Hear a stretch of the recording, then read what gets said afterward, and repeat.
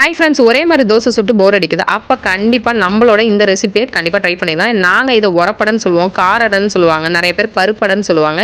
எதுவோ உங்களுக்கு பிடிச்ச பேரை வச்சுக்கோங்க. என்னை பொறுத்தவரை இது பேர் உரப்படை. எங்கள் அம்மா செய்கிறதுல ஒரு பெஸ்ட்டு டிஷ் இது ஒன்று.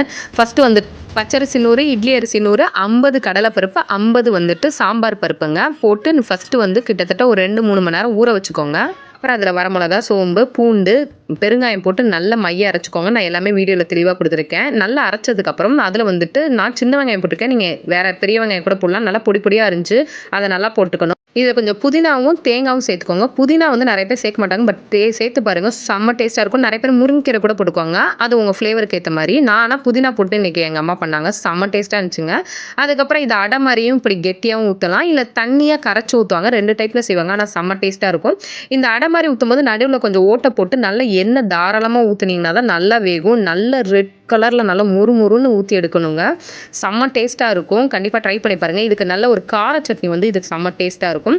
இது வந்துட்டு நல்லா வந்து இன்னும் கொஞ்சம் தண்ணியாக கரைச்சி இது ஊற்றி இது மொறுன்னு நார்மல் ஒரு ரவா தோசை மாதிரி ஒரு கன்சிஸ்டன்சியில் வரும். செம்ம டேஸ்ட்டாக இருக்குங்க. கண்டிப்பாக ட்ரை பண்ணி பாருங்கள். ஹெல்தியும் கூட, ஏன்னா நிறைய பருப்பு அரிசியெல்லாம் சேர்க்கறனால ரொம்ப டேஸ்ட்டாக இருக்கும். ஸோ இந்த மாதிரி வீடியோக்கு மறக்காம நம்ம சேனல் சப்ஸ்கிரைப் பண்ணிக்கோங்க. இன்ஸ்டாகிராமை ஃபாலோ பண்ணிக்கோங்க. இந்த வீடியோவில் பாய் சொல்லிக்கிறேன். நெக்ஸ்ட் வீடியோவில் ஹாய் சொல்லிக்கிறேன்.